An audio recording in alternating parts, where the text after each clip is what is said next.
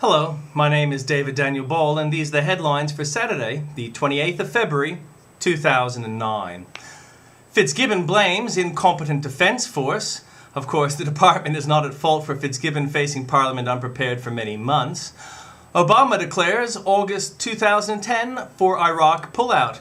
By pullout, Obama means leaving 50,000 troops behind. Woman swaps kids for cockatoo. Pacific to reconsider job cuts.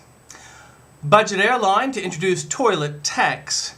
50 in another brawl at Rose Meadow. Man dies after downing bottle of Viagra in 12-hour threesome. Ita Buttros's nephew arrested in multi-million-dollar drug raid. Man shot dead by police after domestic dispute. Pools being investigated after 201 people fall sick for cryptosporidium. And in comments we have from Tim Blair, old-time religion. If my local Anglican church had this guy, I'd be there every Sunday. You're going to need to check the link for that. Take it from Ray, negative don't sell. Again, you'll need to check the link for that. And from Andrew Bolt, this hysteria will pass. From an interview with brilliant young Israeli physicist Nir Shaviv, in what state do you expect the struggle over global warming to be a decade or more from now? This struggle will fade away. Green slum. The Sydney Morning Herald finds an Australian family that could be the poster children for its Earth Hour campaign. A striking feature of the Delaney's lifestyle is their small environmental footprint. They use very little electricity, create only a small amount of waste, and only rely exclusively on public transport. How sweet! And how has this family managed to produce this striking feat of eco-living? For 13 years, they have lived in the shanty towns of the Indian capital, New Delhi. The family home in a neighborhood called Janta Mazdoor Colony is about the size of a typical Australian bedroom. They have no running water, no TV, no fridge, and no washing machine. 2 mattresses used to sleep on at night double as a lounge during the day. Meals are eaten sitting on the floor, and they share with the neighbors a squat toilet and a small bathroom. Open drains still run along the slum's maze of narrow alleys and empty into a putrid canal not far from Delaney's front door. To help the family cope, Kathy got a smaller solar panel worth about $100 for her 40th birthday that powers a lamp during the blackouts. Greens would applaud. Behold the future. The New South Wales government does its bit with plans to force people to use less of the stuff that makes life easier. The state government also outlines a plan to force electricity retailers to cut 4% of their electricity sales a year within 5 years by working with customers to introduce energy efficiencies. Defense Minister declares war on our army. I don't think this is a smart way for a bumbling Defense Minister to do his job better. The Defense Minister, Joel Fitzgibbon, has described his department as at times incompetent and says it nuances information to cover up mistakes and protect personnel. If Fitzgibbon thinks getting accurate information from defense is like drawing hen's teeth, he might reconsider Labour's hysterical claim that the Howard government should have known that the defense told it about the children overboard was not true. Don't blame workers for middle-class terrorism. No, this is not a movement of the downtrodden poor and suddenly crushed by the financial meltdown. While youths in Athens protest by throwing Molotov cocktails, in Paris by toppling barricades, and in Budapest by hurling eggs at politicians, protesters in Berlin rage at their economic plight by targeting the most expensive cars, symbols of German wealth and power. It's now 19 months and 50,000 left over. You mean you actually believe Barack Obama when he said U.S. troops would be out of Iraq within 16 months of becoming president? Question. Following that up, what is your schedule for withdrawing forces from Iraq? How fast will these withdrawals be carried out? What time frame? Answer.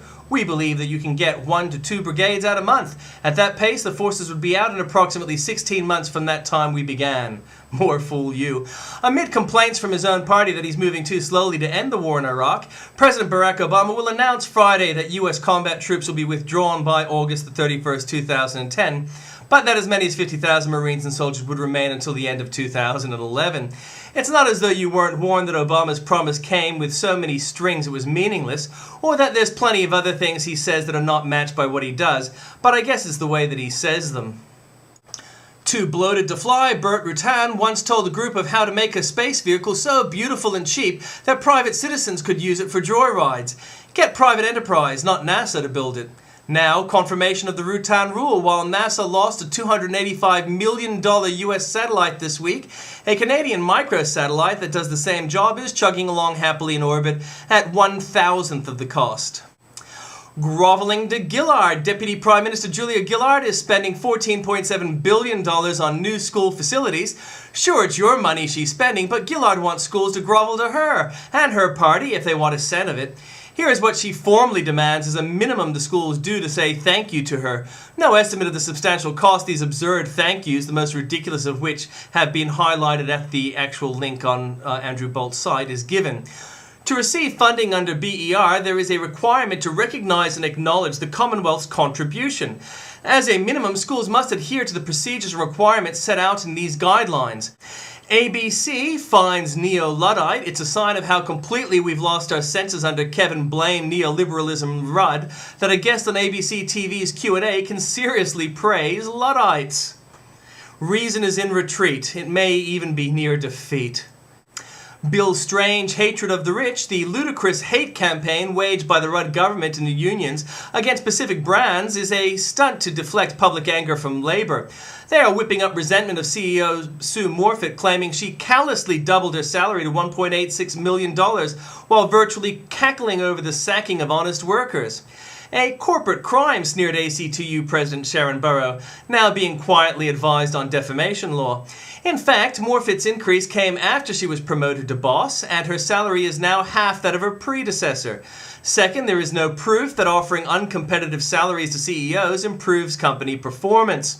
Third, if Morfitt was paid $17,000 instead, not one fewer worker would have been sacked. And fourth, Morfitt hopes that sacking 1,850 workers will at least save the jobs of the other 8,000 workers at a troubled company.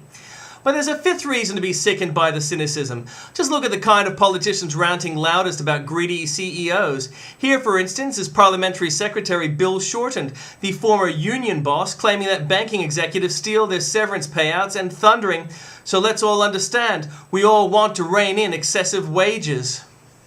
How bracing to hear Bill Shorten sermonizing against the rich. This is the same man who married the stockbroker daughter of a multi-millionaire investor and former oil man Julian Beale, who for years had as his donor, mentor and patron the billionaire Dick Pratt, owner of Raheen, where Shorten married, who serves under perhaps Australia's richest ever Prime Minister, Kevin Rudd, whose partner is now the daughter of the best paid Governor-General in our history, Quentin Bryce, whose salary Labour bumped up to around 7 times the average wage. Spare us the homilies about the wicked rich, Bill. If they were that bad, why are you so very much in their company? Bet you my house against alligators in the Thames, hands up anyone who seriously believes this scenario, given serious treatment by a newspaper, is remotely likely within 100, let alone 50 years. Alligators bask off the English coast, the Sahara Desert stretches into Europe, and 10% of humans are left. This kind of panting echo porn is precisely what most discredits global warming alarmism.